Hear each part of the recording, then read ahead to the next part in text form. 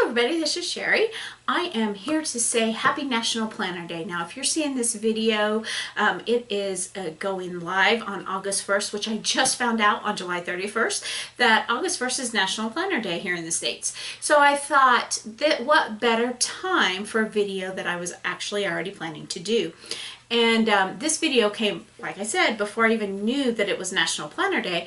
And the reason it came is I was on one of the groups that I follow on Facebook, and with some of the products that I use in my own personal planner on a weekly basis.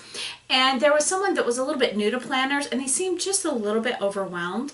And I thought, you know what? It is overwhelming. There are so many options out there. There's rings, and there's strings, and there's disc bound, and there's hardbound, and the list goes on. And then you get all the sizes and all of that. And I thought, you know what if we broke it down? Now, I'm sure that there are other videos like this out there, but I'm going to show you, and I'm going to try to be unbiased in what I show you, and show you some of the different options that are out there, and then give you some just practical ideas of how you can break it down. Now this is probably going to end up being a pretty long video. I would guess that we are going to spend quite a bit of time because there's so much information out there. So what I'm going to do is down in the box below, I am going to do time breaks. And in those time breaks, I will tell you the time if you want to fast forward to a certain section of the video, because you may find that you already know what type of planner that you use, but maybe you want to learn more about sizes or different things like that. So you can kind of fast forward or go back and rewatch certain sections if you have the time and want to stick through the whole video, and then you can find what's really helpful. So I hope you find this encouraging, and it's something that you find that will be helpful as you start your planner journey. Now maybe you are an experienced planner and you've been planning for your whole life. Maybe you've been planning for a couple years. I hope that some of the things that I show you maybe will give you some ideas of things you might want to try differently or change a little bit, or maybe you'll say, nope, got it. I am exactly where I want to be and I'm doing exactly what I want to do. So the first thing we're going to talk about before I turn the camera around and start showing you planners and things is just some practical advice that I have for you, because the planner world can be very overwhelming. And so one thing that I would really advise is that you think about it and you pray about it. You try some things, but also set a budget to stick to it. You know, probably most of the videos that you see here on YouTube, and I know if you're watching any of my stuff, you'll see a lot of different changes that I've made through the years. But please know that as a newbie, I did not go out and buy all of this stuff all in one fell swoop. That would have been very expensive and not a wise use of my money. So think about it, maybe put a budget. You know, I'm willing to put X amount of dollars into my planning and then try to stick to it for a while. And I think that you will find that you are happier with your planning, and then when you do see that must-have product, you feel a little bit more comfortable with going out and getting it. There are other things that, you know, some planners can be relatively inexpensive. Others you're going to put a lot more money into it. So when you're thinking of those, you know, again, I'm going to give you some tips and tricks to kind of maybe help you lead to a decision, so that you don't spend up to $150 on a planner only to get it and find out that, ooh, I don't like that size, it's not working for me. Just some practical tips on that. So think about it, plan it out. I know that sounds kind of funny that you're planning for a planner, but I think that you'll find that if you kind of stick to more budget-friendly processes at the beginning, you'll be happier in the long run, and then you will be ready to put some money into the little bit more expensive planners.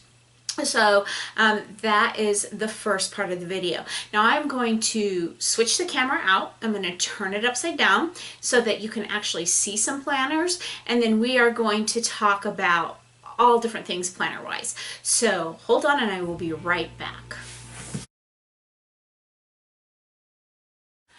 Okay, so when we are talking about rings, strings, and plannery things, really what I'm talking about is the way that planners are bound. As you can see from this big pile I have here, planners come in all sorts of shapes and sizes and bindings and different things. So we are going to kind of break that down to maybe help you make a decision of what type of planner is right for you. So let's shove it all aside and let's jump right in. So the first type, and probably a type that you may be familiar with, is the bound type. This is actually a book, just like any book that you would sit down and read. Neither one of these are actually planners. Both of them could be used as planners, but they are indicative of the type of planner that's out there. And there are lots of different brands out there, as there are with any of these varieties, and there are lots of different advantages and disadvantages to the setups. You know, some of them are narrower and they have different, you know, daily plannings or monthly plannings or whatever. Some of them, like this one, and we'll just jump right in there. This one is actually not, I've got some scripture there, I'm okay showing that. This one is actually not in the true sense of the word planner. This is more the style that would be used if you wanted to try bullet journaling. Now, I'm not going to go into what bullet journaling is. There are videos upon videos about that. I will say that if you're looking for a planner type that you want to hand design your own planner type every single month and year and layout, then this is for you. I actually use this for probably close to a year, and I used it more. I tried to be more bullet journal style to some degree, first of all, this book is great. This is actually the Moleskine book, and I did go through and number it and set it up like a bullet journal, and I really liked the book.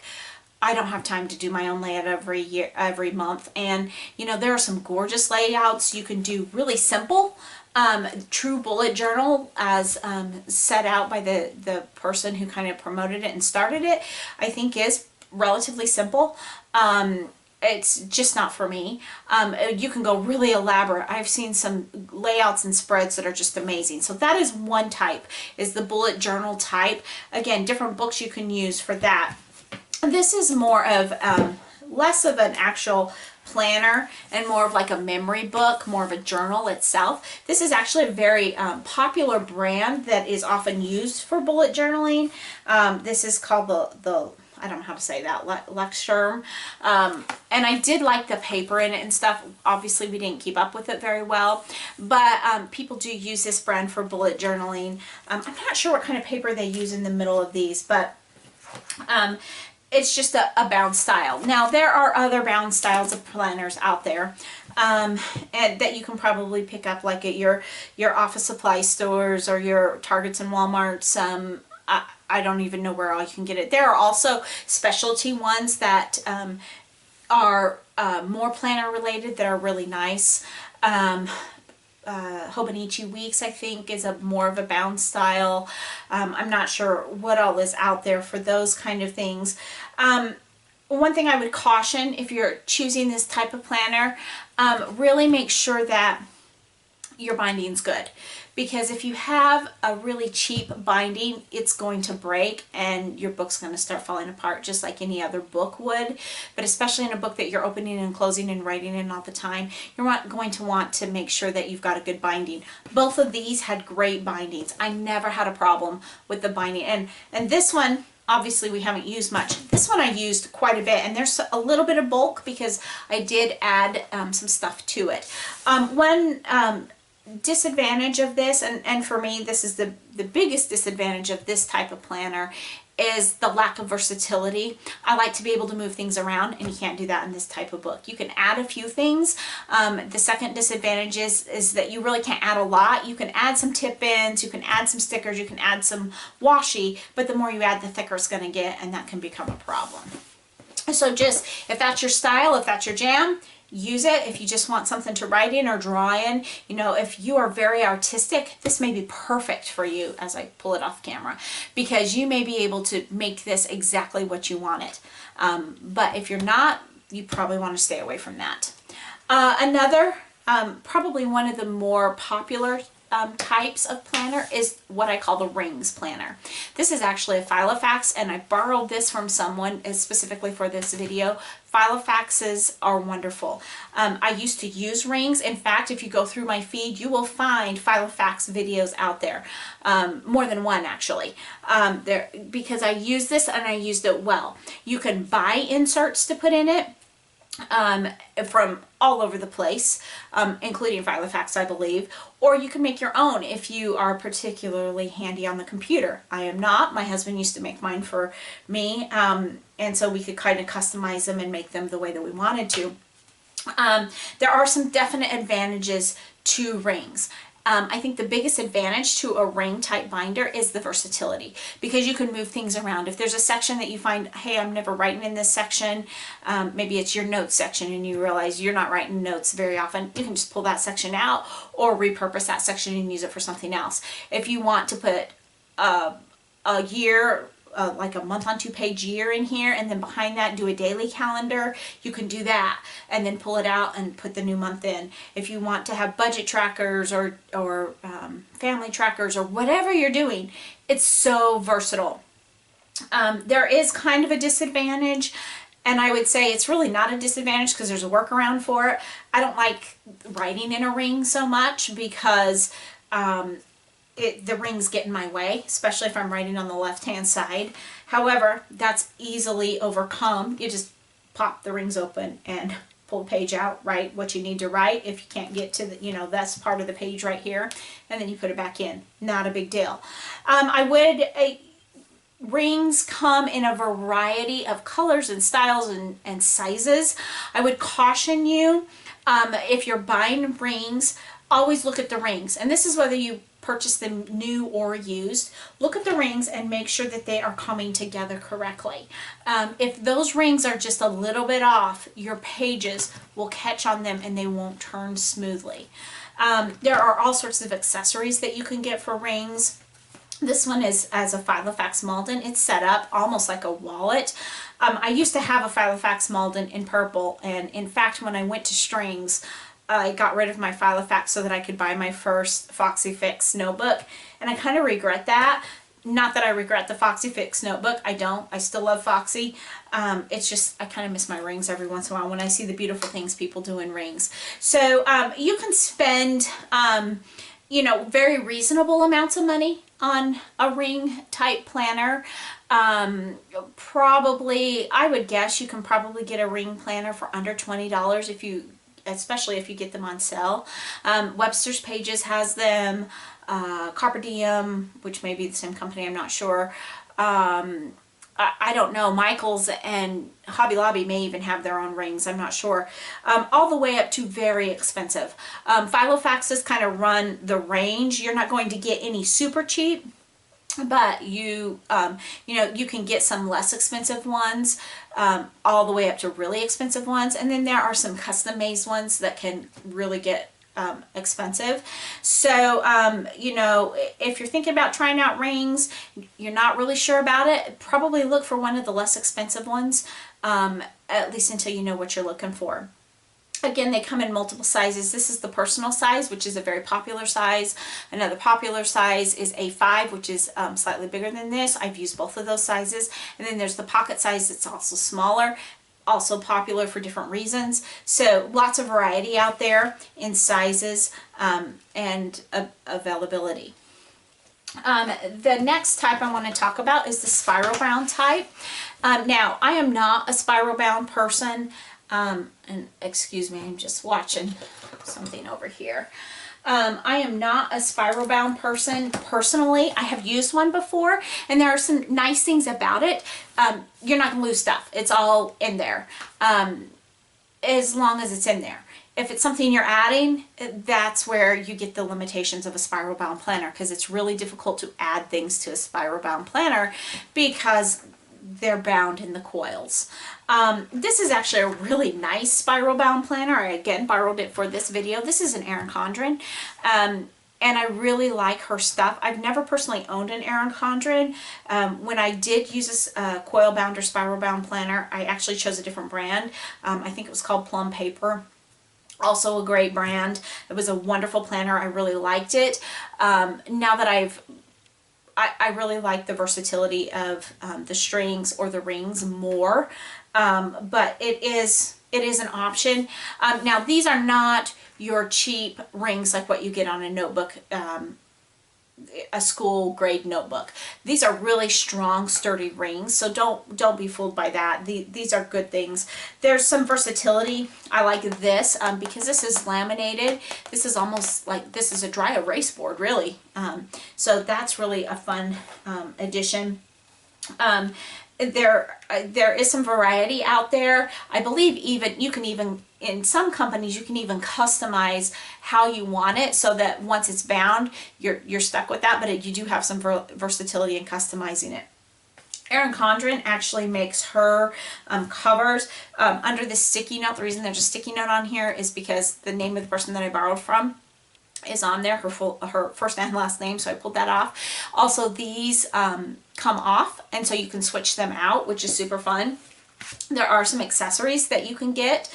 This is just a little sticky note holder, and you can just pop that in there. Really made of strong plastic. You can pop that in there, and you've got some sticky notes right there. So there's some great things about this, and for some people, this is perfect.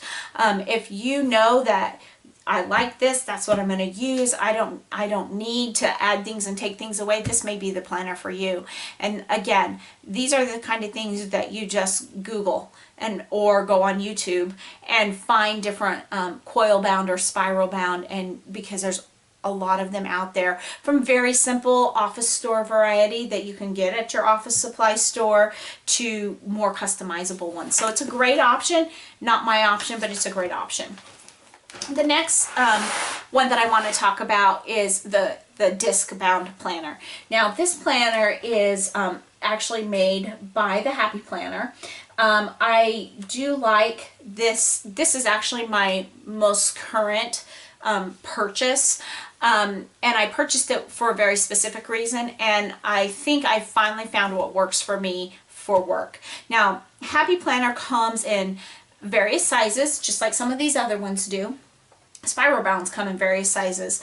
Happy Planner comes in, here's a mini. They actually even have little notebooks that are like 3x4 or something like that. They have all different sizes of notebooks and varieties of things like that. But this is a mini planner. This is the big planner. I do not have a classic size planner, but it's about this size. This is just a note paper. But what I like about this is very similar to rings that we talked about with the Filofax. It's not as permanent as rings. You're going to wear it out quicker, so that's probably one of the disadvantages of it, but you have a lot of versatility with it.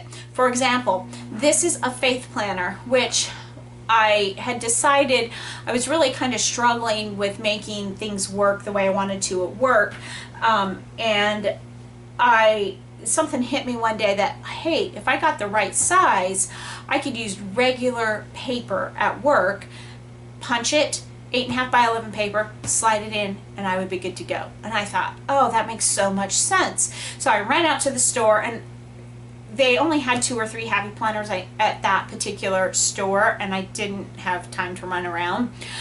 It was this one, this faith one, which as a person of faith, that's not a problem for me, even though this isn't a work planner. They had some teacher ones. They had, I think, some Wrong Girls ones or something like that.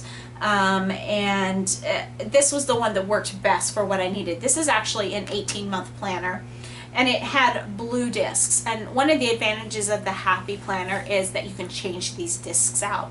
It had blue discs, and it was gorgeous, but they were regular size discs, and I needed more real estate. I needed a thicker one. So what I ended up doing, let me pull here. This is the month on 2-page layout, and then on this particular one, as you go behind it, again, this is set up to be a faith planner, so it's more like your Bible study entry, but I can still use it for what I want it to. But what I did is I put 6 or 7 months in here, pulled the rest out, took another set of rings, and added them to it. Because to make this work for me, I needed some flexibility. And that's the great thing about this system, is there are other brands and they interchange with each other. So if I go, like I said, I can go in, I can print. There's a meeting that I attend every day at work. And when I go to that meeting, I take the notes of that meetings and then report it at another meeting. And then when I'm done, I pull it out, I scan it, and I throw the piece of paper away. It's wonderful. But I wanted something that I could take regular notes on at meetings, and I didn't want to use copy paper and print lines. So I went to Office Max, grabbed the Tool Brown paper, threw it in here. Great, it worked. I grabbed these dividers. It worked great. I grabbed some extra Happy Planner paper that's just kind of fun. Not something I would use professionally that often, but for some things that like only I would see, yeah, I use that all the time. So I found this little pocket thing, so I customized it. So much like rings, it's very easy to customize and make what you want. So at the end of each day, one of the last things I do, or as I'm getting close to the last hour or two of work, I will go in and I will print out my Outlook calendar for that day. So I don't want to show that here because I've got it all printed for Monday, but I'll print out my Outlook calendar for Monday. And then I have it with me to take notes on, to jot down to-dos. I can take it with me to meetings. I can take my notes at the meetings. They're all organized. This is working perfect. But there's another advantage of this system. As I mentioned, they come in all different sizes. But even though the pages themselves are different sizes, this system itself is not a different size, meaning the discs, one size fits all, and they're all spaced the same. So if I change out planners, or I have like this one, and this was actually something that I used at work, the notebook paper one, I had some notes in there that I still wanted to keep, no problem. I just pulled them out, punched them in, and I'm good to go. You do have to purchase a punch to have that flexibility. Not with their product, you can use their products, but for me to add my notes in every day, I did purchase a punch. I actually purchased that months ago to use for a different project. So I really like the versatility. Like I said, Happy Planner is more, it's more artsy, and I didn't mention that before. It's more to decorate kind of in mind. But there are more professional types that you could get, like the tool system at Office Max. There's the ARC system. I think there's some other systems out there. This is just what I like and what works for me to make it customizable for me. So that is the disc planner set. Okay, so now we're coming to the last group of the major planners that are types that are out there, and that's what I'm loosely calling strings. Now, the reason I say loosely calling strings is most of the ones that I see and have seen really don't use strings per se. They use elastics. I do believe that the original Traveler's Notebooks use a string system. They have a little disc on the side that the strings become adjustable, but most of the ones that I have actually seen, other than the couple of those that I've seen, use elastics. So what you have in front of you here are two strings in two different sizes, and this one was a homemade one that my husband made. This one is one from Foxy Fix. And I will tell you, there are all sorts of varieties of these out there.